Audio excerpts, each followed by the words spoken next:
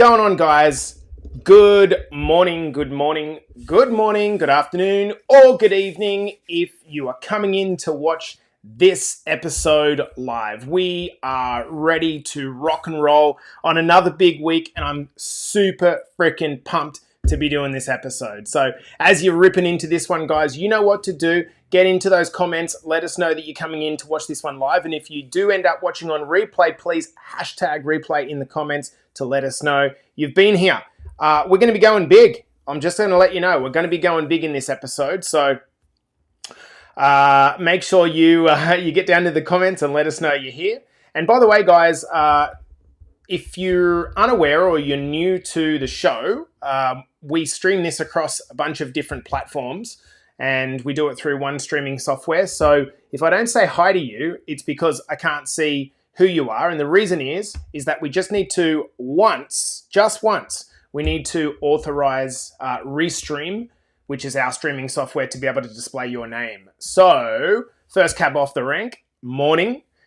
Good morning. Hazel is here, so I'm guessing that's Kenny. Good morning. So a few good mornings at the start. You just need to go down, see the body of the post, just go underneath that and you'll see a link. If you can click that link, you will never have to do it again, which is the good thing. Hey, Tez, I hope you're well, brother. Guys, we are starting in 2 minutes and it's going to be a big episode. So get ready because I'm feeling pretty fire about this. Sean, how are you, my legend? Hello, Beck. Lovely to have your company in here. Kate's in here as well. Whoever just said, what's up? I love you, and you need to click that Restream link above. Guys, we are starting in just over a minute. Look at the crowd coming in. This is so good. Allison, what's happening, girlfriend? I hope you've had a beautiful, relaxing weekend and not working too much. Loz, I bet you are sore after yesterday. And congratulations, Loz, you're awesome. Kate, how are you? Good morning. Lovely to have you in here. Good morning, Jace. Get up there. You know what to do. We're starting in 40 seconds, guys. Hello, Maddie. I hope you're well. Really nice to see their comment on the post there, feeling like you got value, so that's good. Who else we got coming in here? Nikki Friend, the legend. Congratulations as well again on yesterday, Nikki. Kara's in here as well. Morning, legend. My body is sore. I'm going to guess that's JC Nyes. And if it is Jace, you need to hit that Restream link. Guys, we've got over 20 people watching this one live and we're starting in 20 seconds. Sharon, how are you? Marie, how are you? Stewie boy, morning. How are you, mate? Well, rather evening for you. Final sip of the coffee. We are ready to rock and roll. Guys, as always with a podcast, feel free to get involved. Feel free to make some comments. I'll display the comments or I will comment on the comments if it's relevant. But let's get started on the count of 5, 4, 3, 2, and 1. Welcome back to the Better Body Academy podcast. This is the podcast that you come to for no diets, no stupid unsustainable workout programs, and the mindset shifts that you need on a Monday morning to help kick you off. So guys, welcome to another episode. I hope you had a beautiful, beautiful weekend. I want to thank everyone inside Better Body Academy straight away who grabbed themselves some BBA merch over the course of the weekend. I just want to let you know that I think I sent an email out just letting you guys know that this isn't a profit-driven activity. In fact, we lose money producing merch because shipping rates are ridiculous to send everything around the world.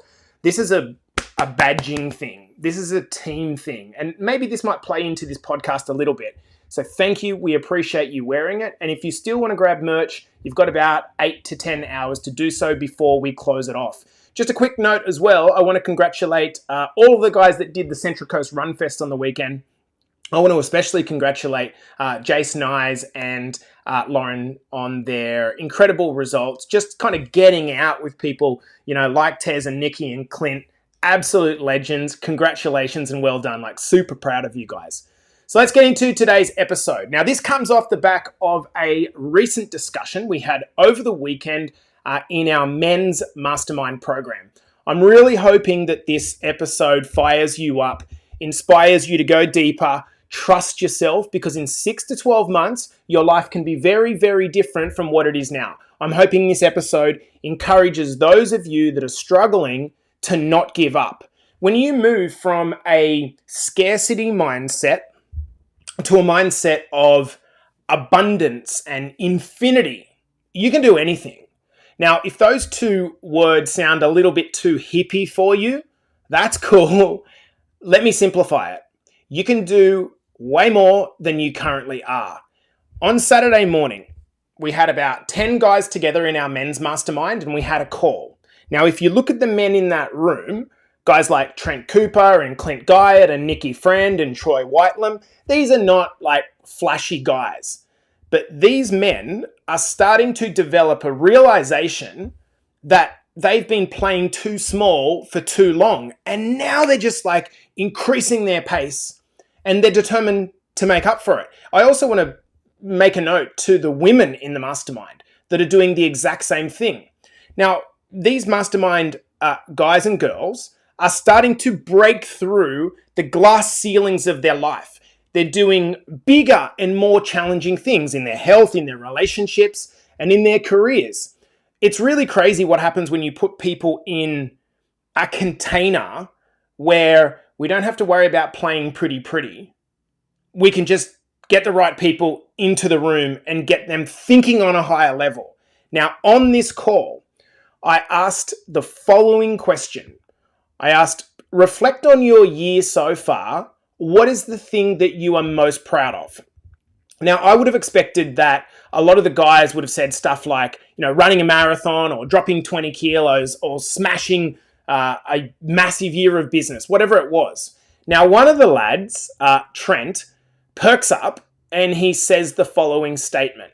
What I am most proud of is that last year I was running away from dying. This year, I'm running towards living. Now, I'm not going to drop this microphone because it might break, but that's a mic drop moment as far as I'm concerned. Last year, I was running away from dying. This year, I am running towards living. I mean, just let that sink in for a second.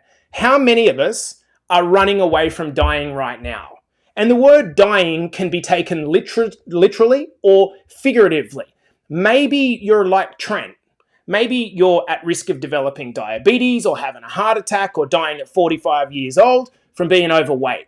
Or maybe dying for you means that you're working endless amount of hours, you're living with such chronic fatigue, you're struggling with depression, you have little vision of where you want to go in your life, and that feels like you're emotionally dying. I talked in a recent episode about procrastination, about how most of us don't act to get fit, save some money, repair our relationships, because the pain that we feel feels off into the future, right? The heart attack, the likelihood of bankruptcy, and the divorce, they're unlikely to happen tomorrow. They're in the future. Future you knows that those things are important, that you should eat right and exercise to lose weight. That's what future you knows. But present you, that's required to do the work, would prefer to run away from the painful work to be done. It's only when the future you turns into the present pain that most of us act. It took Trent getting into present moment pain for him to start his BBA journey. Now, I want to read for you verbatim from Trent's initial intake application. This is what he said. Jace, I fall asleep all the time. I sit down for 10 minutes on the couch and I am out. I've fallen asleep at home alone with the kids when I'm supposed to be looking after them. I'm too tired to play with my 4-year-old son. I can't drive more than 30 minutes without needing a fatigue break. I'm running out of clothes that fit. It's really difficult to put my shoes and socks on. I walked 9 holes of golf last week and I had back cramps most of the time. I don't want to be retiring and be too sick to do the things I want to do, or even worse, die before I retire. Trent is a really intelligent, self-aware guy. 12 months on, 12 months, the same bloke is 20 kilos down and running towards living. He's signed up to a gym. He's about to do his first park run. He's attended the men's retreat. He's built a phenomenal business. And now his wife, Grace, is on board the fitness train as well. Quite the change in mindset, don't you think, in a 12-month period? What impact do you think that is going to have on Trent's 2 kids who are now seeing daddy not so tired all the time? Trent and Grace right now are saving the kids from the pain that they suffered growing up by leading by example rather than finger pointing. Would you like this for yourself? Do you like the sound of escaping from the rat race that comes with acting out of self-loathing? Would you prefer the idea of being pulled towards a bright, energetic future where you act out of self-love instead? Well, dude, it's entirely possible for you. In fact, if Trent can do it, you can do it. Let's talk a bit about motivation first. Most of us are serial procrastinators. As we've said, this happens because the potential pain of inaction is not nipping at our heels just yet. But as the potential pain closes in on us, like it did for Trent, the motivation to act starts to build up. We call this the procrastination action threshold. The line which must be crossed for you to finally do something, for you to finally act. I want you to imagine this analogy. Imagine you were being chased by a pack of wolves. My bet is that you would run faster when the wolves are 100 meters away from you, nipping at your heels, than when they are 10 kilometers away from you, even if they are running at the same speed. Think of those wolves in your life as being the heart attack, the diabetes, the stroke, the depression, the anxiety, all of those negative feelings and conditions. It's like a pack of wolves. Anyone that's ever had a work or a study deadline knows exactly what I mean. You start to work harder or cram for the test at the last minute because the consequences of not doing it become real. We all say to ourselves, I work better under pressure. That's everyone. You're not unique. When the stakes are high, the motivation to act increases. And generally speaking, the greater the potential for pain, the more decisive the action's going to be. This proves that pain is a great catalyst for getting us started because we're running away from the pain. It's a great catalyst to get it started. At the start of a fitness journey, you probably resonate with statements like, I hate myself in the mirror. And that hatred propels you to get going. You're running from the wolves. So the question is, why is it that so many people drop off their fitness journey and just give up? Why does that happen? In short, because the pain that they feel right now around their self-loathing becomes dwarfed by the pain that they feel from doing the work. Eating well, doing exercise, being exhausted, being sore perhaps. In short, we slowly forget the fact that we hate our life, we hate our body, because we hate getting up and going to the gym more than that. It's like we forget the wolves are chasing us because we've turned our attention to the tigers that are roaring louder and chomping at our butt. We're now running from the hard work instead of running from our self-loathing because the pain of the hard work screams louder. When successful people say embrace the process or enjoy the suck, what they mean is to start understanding that this is a necessary process of transformation that no one can escape that's happening here. But at some point, and this is the key moment, at some point, running from pain, running from fictitious beasts, it gets tiring. It gets really tiring. What I mean is if you're always running from the pain in your life, trying to escape the feeling of being depressed, overweight, low confidence, bad self-image, you're eventually going to burn out. It's just not going to last. Running from an important conversation is tiring. Running from financial debt is tiring. Running from bad health is tiring. Running from pain is tiring. At some point, where you focus your mind needs to change. And for me, this is where the magical transition occurs.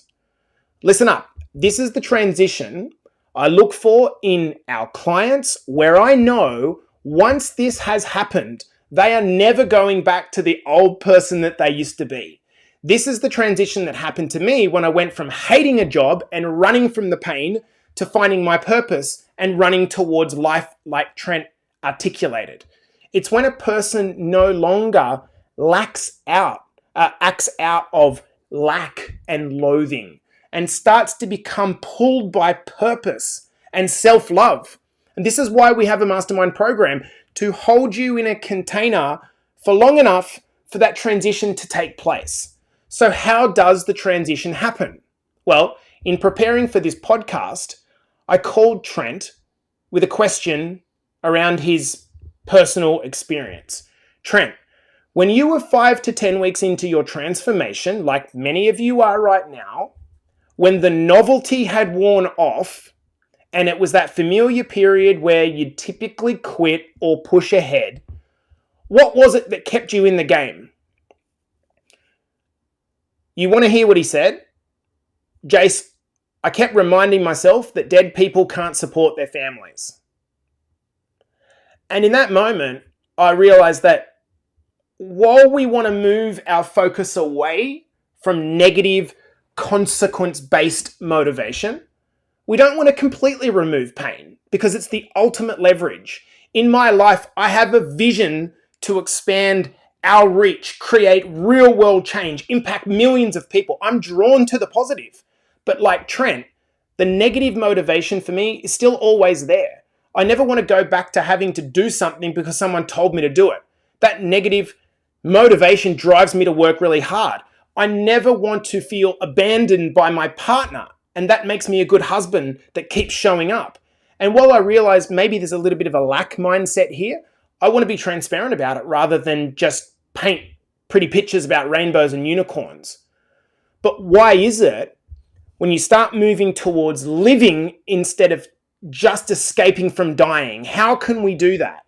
If you've been a person that's lived in a negative mindset for years, it might take years, even a decade or more, of intentional work to try and redo your focus. This is why we changed our mastermind program from 12 weeks to 12 months, because I realized for most people, it's just being in the game long enough that there is an eventual transition from pain-based motivation to motivation that's pulling you towards love and living. For others, it just somehow strangely happens. You won't even notice it. I'd love you to ask yourself right now, do you feel that change has happened for you yet? At the start, you're operating around like trying to kick your own ass and you're fucking lazy prick and you've got to do this. And now it's almost like it feels like, oh, I've conquered that hurdle and now I'm being driven by the vision that's in front of me, even if that vision isn't incredibly clear. So what can you do? Two things are clear to me. These two things must happen if you want to change your life in any area. These two things are nothing new and they're key to everything we do in BBA. And this is after speaking to Trent. It's after doing a lot of weekend reflection. It's these two things. And if you can hear these two things, it really might just keep you in the game for that little bit longer. So that transition takes place from pain-based motivation to, I guess, the draw of self-love. Number one, you've got to subscribe to the long game. Too many people sign up to a transformation program as a quick fix to a lifelong problem. You need to be willing to invest 12 months of your life to allow transformation to take place. And straight away, the moment that I say 12 months, people go, 12 months? Are you fucking serious? Despite the fact that they've wasted a decade feeling crap. Do you know how many people over the weekend would have signed up to a Black Friday fitness deal to get a cheap fix to a lifetime problem of being overweight? And that really makes me sad. Transformation is a change in your mindset and your lifestyle. In order for these habits and these ways of thinking to stick, the brain needs to rewire itself. You're basically becoming a new person. You're creating new nerve cells and ironing out the creases of your mind. Rewiring means changing the way the brain actually works. And in the same way, you can't go to the gym and create a big muscle today. You can't just change your nervous system in a month. Now, that doesn't mean that you can't see some quick results, because you can definitely see some quick results. Some tangible results like weight loss, for example, can happen quite quickly. And this gives you that little bit of motivation. But it's only through the power of repetition over a long period of time that your brain starts to rewire. And what happens is your relationship with once painful activities eventually just changes. That's what happens when you start playing the long game. Trent told me that at the start, the only way he could hit his 10,000 steps a day was if he committed an hour a day to walking. And he said to me, Jace, that was painful, both physically and because I was so short on time. I just couldn't see how I could fit that into my day. He then told me that over time, walking transitioned from being this painful activity to him to something that he actually craves. Running away from pain, moving towards pleasure. He couldn't quite articulate the moment that it happened, but it just happened over time. I've seen countless times how people hate the gym, they loathe the gym, but then they start to love the gym. Like, how does that happen? I used to hate writing this podcast because it takes so much time. This episode has taken me about 5 to 6 hours to put together. But now I love it because it helps me to articulate my thoughts and use them as a tool to try to inspire one person at a time. You just need to stay in the game for long enough, even if you are struggling. What's very important at the start, and this has become clearer after speaking to Trent, what's really important to start, and this is a message going out to all of you, either in BBA or not, that listen to this podcast, is that you don't overwhelm yourself by trying to do too much too quickly. Remember the Tigers versus the Wolves, right? If you repeatedly take on too much, you'll create more pain around the new habits that you're trying to create, and then you'll forget how much you actually hate your old self and you'll quit. And it's because it's become overwhelming because you've tried to take on too much. In fact, when I asked Trent, but how did you handle the load of going to the gym, eating better, walking more, being a parent, having a business owner? Like, how did you do that? He said, Jace, remember at the start, I didn't do all of those things. I just walked more and followed the meal plan.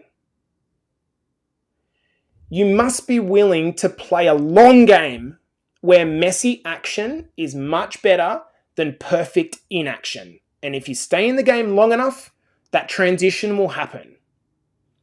And number 2 is that you've got to get properly immersed in either a program or a community. Properly immersed. I've spoken at length about this.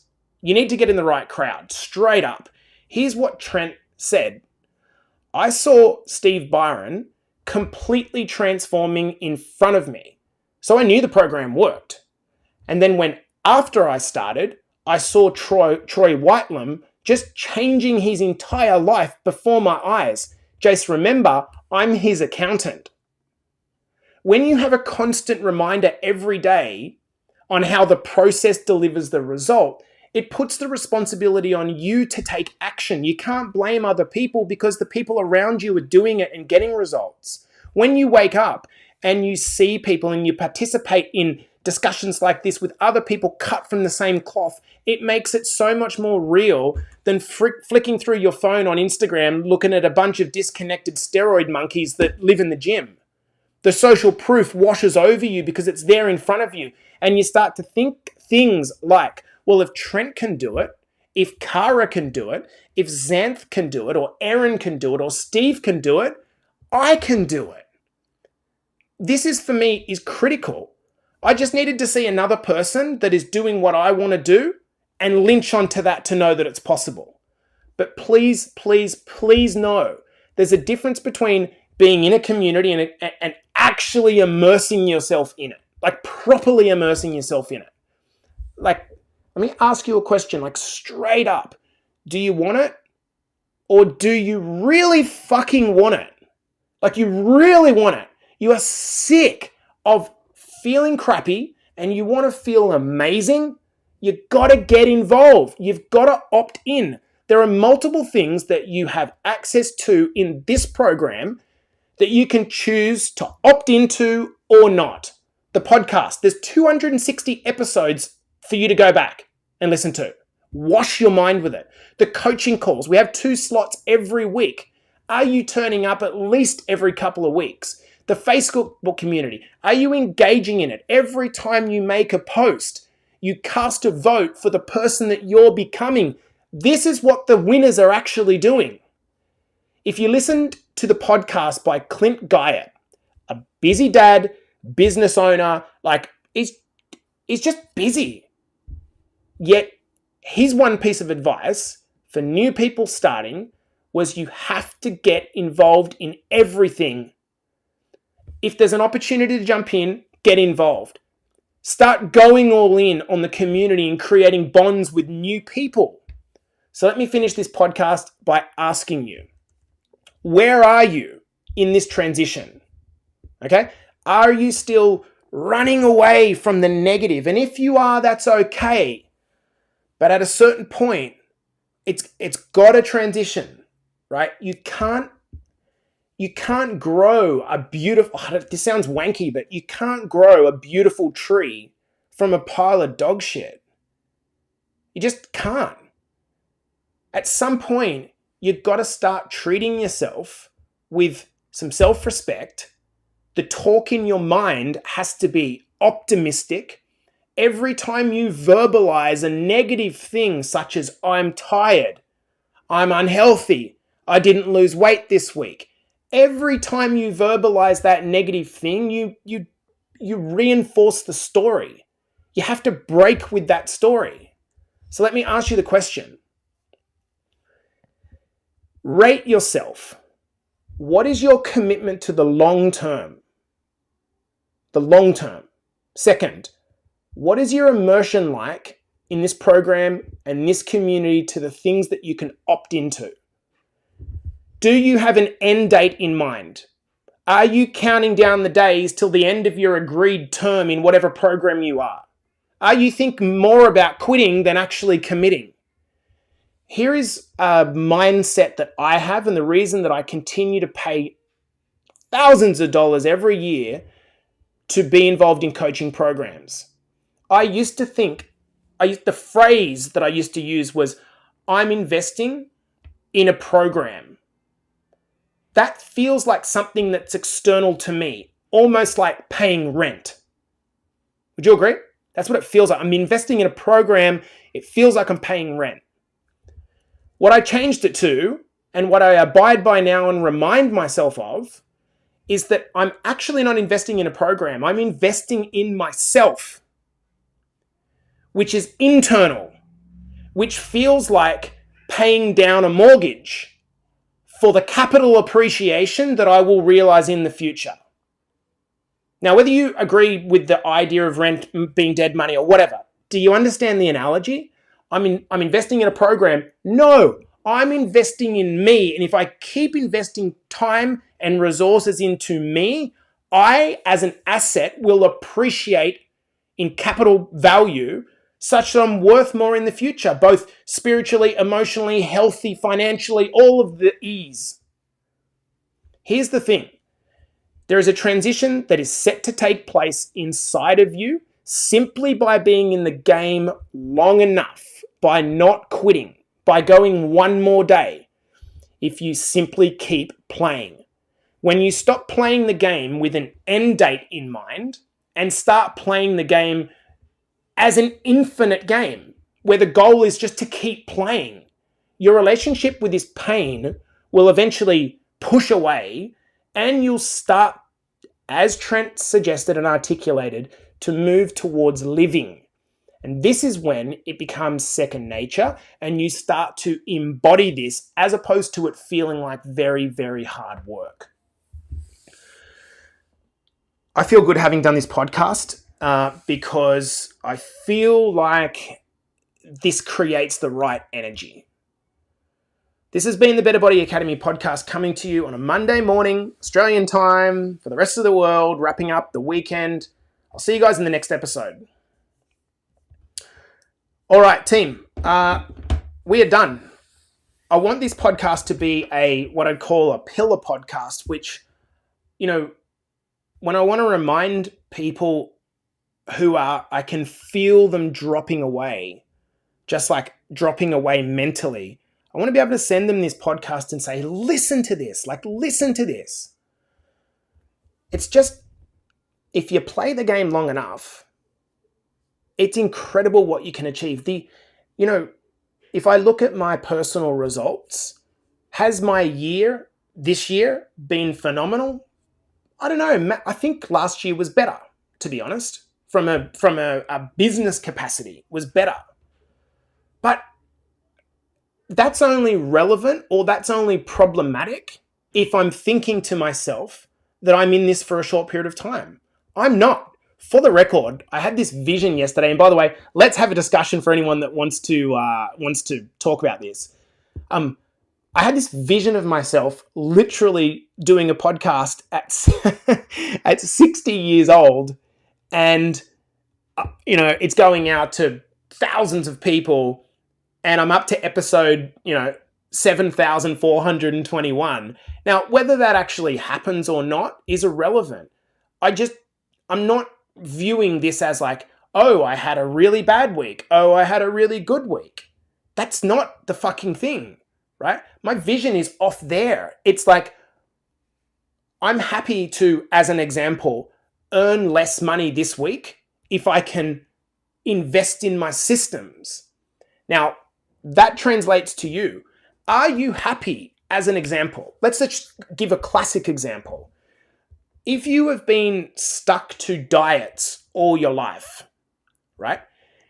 Are you happy to step back and work on fixing your metabolism for the next 6 to 12 months like Christy Keenan did? Or is it just like, no, I need the result right now? Because if you need the result right now, you're going to compromise some basic principles around managing your weight in order to get the result right now.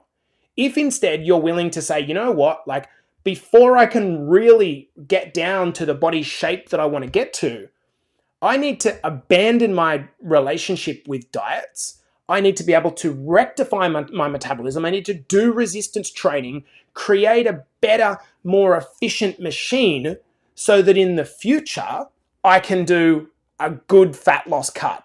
Does that make sense? This is the difference between playing the infinite game and playing the game which so many people get caught up in. Now, I'm not going to say the person, but, I got a couple of messages through the success team over the weekend. It's like, oh, I put on weight this week, and like, what's going on? And the world's melting. And dude, like, that's going to happen because your body is trying to fight back against you reducing calories, right? That's your metabolism working, not your metabolism not working. It's the opposite of what you think, right? Oh, I just want to get rid of this belly fat. Yeah, I get that. But guess what? If you're a man, you're probably going to lose weight off your face before you get a six pack. It's just like, you've got to be willing to play the long game. And while I'm on it, I'll just read a message of like, and I'm not going to say who it is, but I want to explain myself and I will be the best I can be, and I'm going to stop digging my own grave. I guess I wanted to let you know of why I've been quiet. I'm taking this back. I know what I'm doing.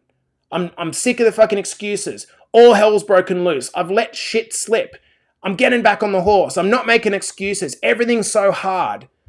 Like, I get that you're trying to pump yourself up, but that like pushing yourself from that motivation all the time, would you guys agree? There's 20 plus people watching. Is it really exhausting? Like, I'm just trying to think of it like from the equivalent of me, right? Oh, you gotta be better. And you just like, you're such a pussy, and like that just does not last. It's good at the start. Yeah, and you know what? Like, we might think of this as Kaylee says, yep, you know what? And Kaylee, let's use you as an example, right?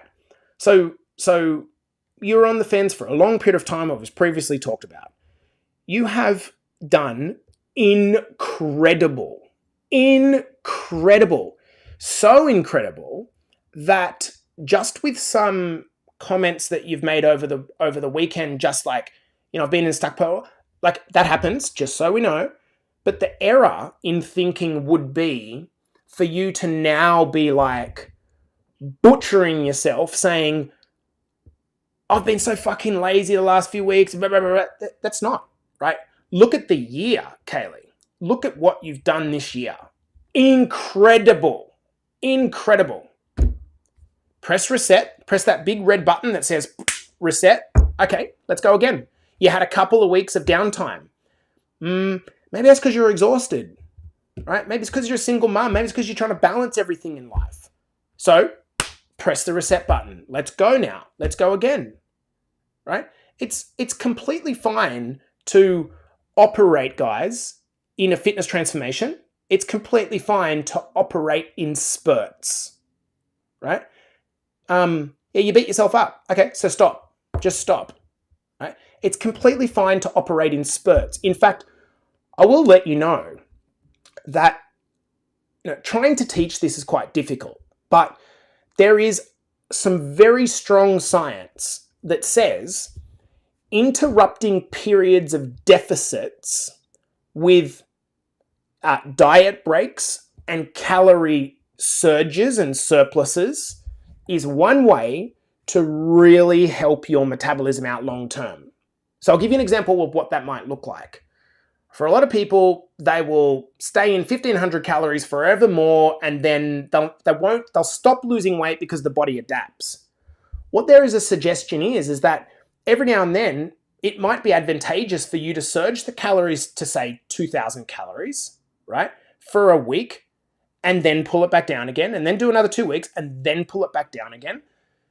A couple of reasons: resetting your metabolism's set point, number one. Number two, giving yourself a psychological win or break from being in a deficit. Three, your workouts on the weeks where you're in a higher surplus all of a sudden become supercharged because you got fuel in the tank. And so, as an example, it doesn't need to be this like crazy straight line. Doing it in spurts, and I'm using you as the example, Kaylee, might actually be really good strategy, right? 3 weeks of deficit, eat at maintenance for a week. So let's say for the average woman, they're probably in maintenance, around about 2,000 calories, somewhere around that. So if you are in a deficit for 3 weeks and then you return to a former maintenance for a week, you're probably not likely to stack on a bunch of weight. In fact, you might actually just lift your metabolism up a bit so that when you go back into deficit, you see what I mean? So it's we've got to be playing a long game. And if you're playing a long game, you won't be worried about whether you put on, like, I don't care whether I put on weight week to week. I care about, over the course of a year, where am I? Marie says, extremely exhausting. It is. And Marie, like, there's no pressure, but you got to join our program, Marie. You got to play a long game. Sean, it's mentally exhausting and emotionally exhausting.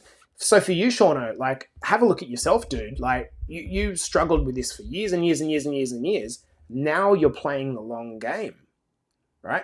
Think of how draining it's been for you to have this like ankle injury. Just like, oh man, it's like, it's been hard. You haven't been able to lift as much as you want. You haven't been able to run properly, but you didn't get caught up in that, Sean, right? And even still now, you're not getting caught up in it.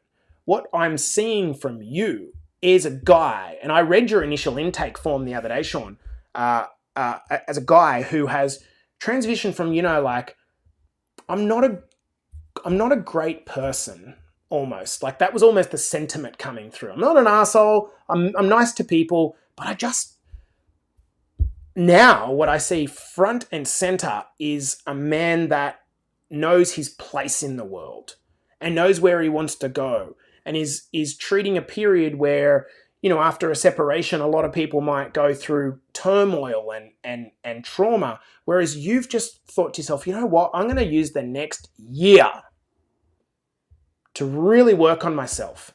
And I know that when I say the next year, it sounds like I'm putting a limit on you. I know, Sean, that you're playing a decade, 2-decade long game, in fact, an infinite game. And if you were privy to the conversations that happened on our mastermind call the other week, you'll know. To our ladies in our mastermind program, I just want to say that I think you guys are doing amazing. And we're going through that transition right now, right, where we are just moving through the pain, right? We're just moving through the pain, and we're getting to that point where, okay, we're reading the Schwarzenegger book, and he's talking about vision, and we're looking at vision, and we're thinking, what can I do? And then a couple of people are breaking free. Loz has gone out and done a biggest run of the week. Xanth is coming out and living in this kind of way that's very love-based. And a couple of you guys are no doubt looking at those ladies and going, oh, wow, like I want to feel that. And it becomes addictive and it becomes contagious. Ugh! It's so freaking exciting. It's so exciting because we know that in that container, if we could just hold you long enough to allow that growth to happen. It's almost like watching the analogy that's just come up for me, it's almost like watching a plant grow, right? When you're looking at the plant and you're looking at the plant in normal speed motion, it doesn't look like it's growing, like you don't see it. In the same way that you look at your kid and it doesn't look like your kid's growing, but they are. Just not at warp speed in front of your eyes. You are growing. Don't quit when you're on the precipice of a fucking breakthrough. Oh, I'm fired up this morning, guys. I'm just super freaking excited because I think at this time of year, as we come into Christmas, it's easy to, take on a lot, and then where some of us are kind of forced to be in family situations which are challenging, and we've got to do it because we're good people, and it's pressuring. Some of us don't have the family around that we wish we did, and that's pressuring, and it's all different types of situations here. But if we can just stay strong to our community, and we can keep the energy, this energy of optimism, this energy of, you know what, like I can do this, but if I fall off the horse for a couple of days, it's okay. It's fucking okay. Who's fallen off the horse in their marriage for a couple of days? Hell yes. Who's fallen off the horse in their career for a few days? Hell yes. Who's butchered complete months at their job? Hell yes. Well, in your personal transition, your personal transformation, you're gonna do the exact same thing. Give yourself a fucking break and focus on, today, sometimes just a 1 is a good day.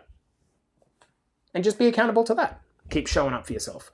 Guys, I love you. Thanks for joining. Hopefully the podcast has helped you out today, and I will see you in the next episode.